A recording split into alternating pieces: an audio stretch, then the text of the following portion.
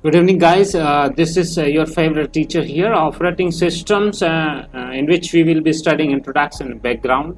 And this entire material which I am going to present is very helpful for IES, GATE, PSU, bank, and railways exams. So it will find rare in any other YouTubes and some other institutions, because I have made this from various students who have studied in Saket, New Delhi, in various exams like MEDESI and some other institutions. So this is free for you people, because a lot of institutions are taking a lot of money, and I know that most of the people have not money, so that they cannot aware about the syllabus, and they cannot get that syllabus, so that if they are not having syllabus, how they can crack the exams.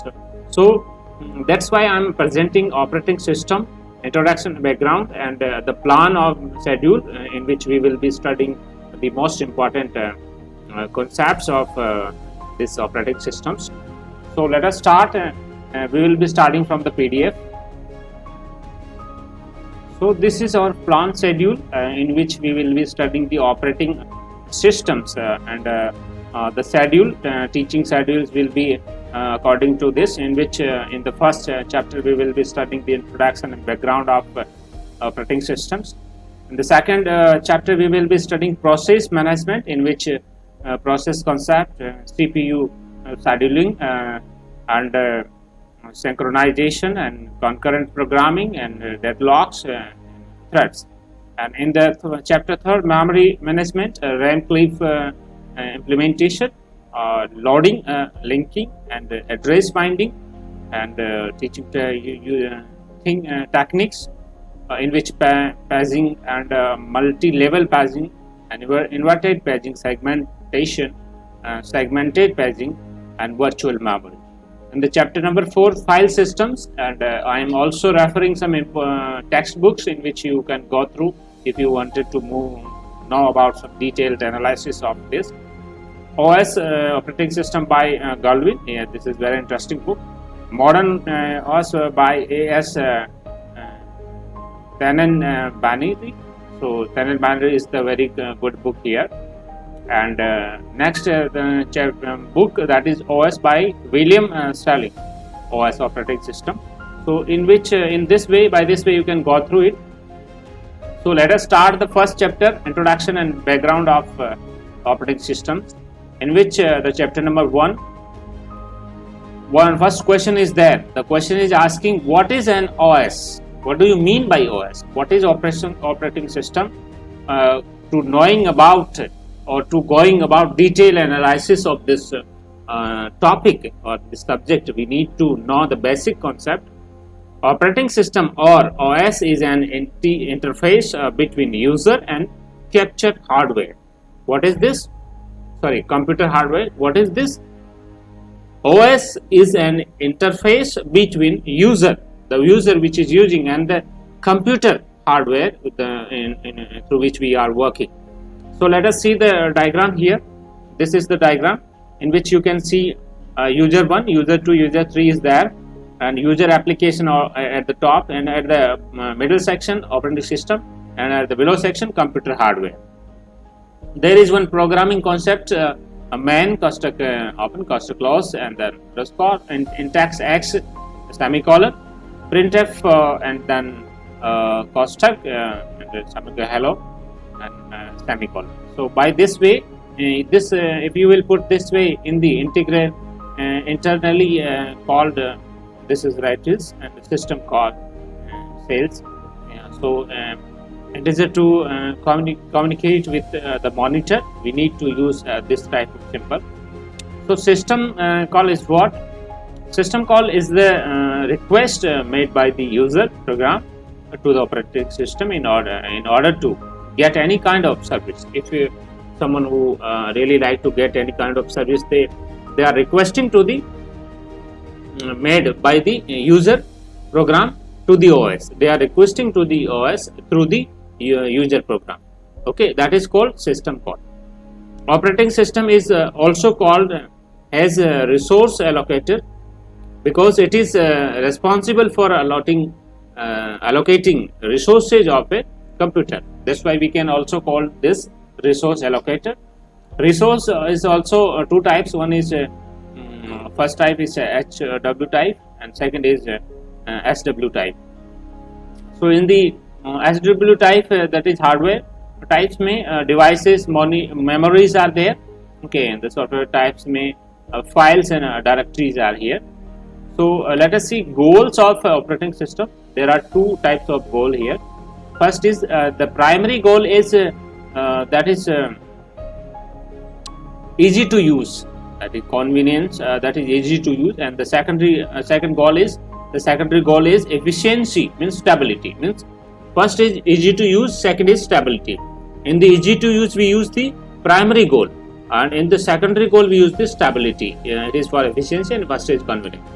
Okay, so if move to the next types of operating system, the first batch operating system is job 1, job 2, job 3, and job 4 operating system and memory.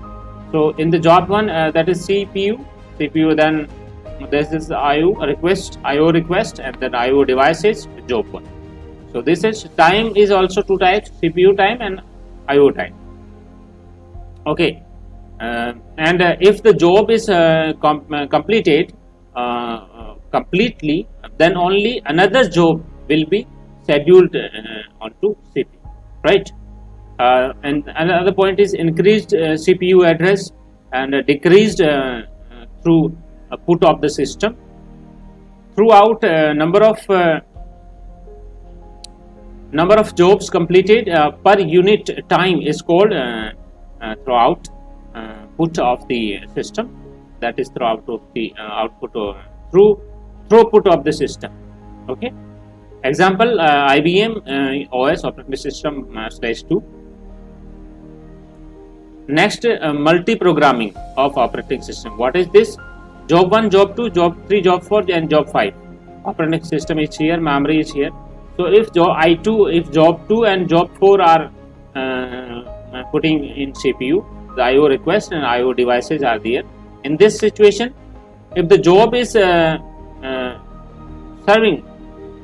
the CPU, if job is leaving the CPU to perform IO operation, then another job which is ready for execution will be scheduled onto CPU, right? What is the advantage here? Increased CPU utilization and increased throughput of the system, like Windows and Unix is the example here. Next, multitasking operating system, in which there are job 1, job 2, job 3, 4, 5. There are 5 jobs are here. Operating system memory. You can match this diagram in your exams. So it will put CPU request to the CPU, and the second time stamp up will be here. So in this situation, multitasking is an execution of multi-programming operating system. The jobs will be executed in the time saving mode. Example Windows and Unix. Okay, and the fourth multi-processor systems. What is this multi-processor system? In which CPU 1, CPU 2, and CPU 3. Okay, then it will goes to the memory. What is the advantage of this? Increase the throughput of the system, and reliability is there, means faulty tolerant and system, and economical also. Example Unix, UNIX. Okay, and the 5-point real-time system, and this is the system which are silent deadly time bound, are called as real-time systems. Real-time systems are two types: hard real-time system and soft real-time system. In hard real-time system, satellite systems, missile systems, and the soft banking sectors are the soft real-time systems. Okay, for example, SX works, VX works, and RTOs all are here. Now next topic is dual mode operations, in which user mode, non-privileged mode, kernel mode, and privileged mode. So mode with which there are two, O and one I. O is kernel mode and one is laser mode. Okay. In the hardware level, the instructions are executed by using dual mode operation, like like users mode, non-privileged mode, and kernel mode, and privileged mode, system mode, monitor mode. These are the name of different kinds of modes. The dual mode operation is used in the order to provide protection and service security to the user programs and also to the operating system from current users, unauthorized users. And second, it is purely the decision of the operating system in which particular mode the instruction has to be executed. Next, the mode bit is used to identify in which particular mode the concurrent instruction is executed. There are simple things are written here. You can easily understand. No elaboration is there. The privileged instructions are executed in the kernel mode, and the non-privileged instructions are executed in the user mode. Okay. In the boot time, the system always starts only in the kernel mode. The operating system always runs only in the kernel mode. Okay, so that is not one note is here. The mode switching takes very less time compared to process switching. Next, privileged instruction is what? IO operations, context switching, disabling the interrupts, disabling the interrupts, set the time of clock, cleaning the memory net, and the changing the memory, right? So non-privileged instructions are reading the time of the clock, reading the status of the processor. So like this we will be studying. So in the privileged instruction, what is this? IO operations and context switchings, disabling the interrupts, set the time of clock, and clearing the memory map and changing the map. Okay. Non-privileged instruction is what? Reading the time of the clock, reading the status of the process. One program is a system called interpretations, that is implement interpretations. Fork costed system call implementation. Okay. In which man costed clause was in INTPI, and that is red fork. One program is there. You can understand this program. Child process convert file also path to 0. In this way, when you will run this program in your system, it will come you will find the result. In this fork is a system call used to trace the child process. Fork networks have a value if the child process creation is unchanged, unsuccessful. Next, fork sector returns value 0 to newly created child process. Fork networks positive value process if ID or child process to the parallel process, right? So when the child process is created, a new memory location will be located to the child process, and the parent and child process will have same virtual address, but physical address will be different. So for example, main construct clause that is fork, it will be used as a child process man. So hello is there. So when you will run this kind of program, it will hello printed 2 times. Okay, and man clause, this is fork, and when you will run this type of program, hello 3 child printed, and the 4 times hello printed.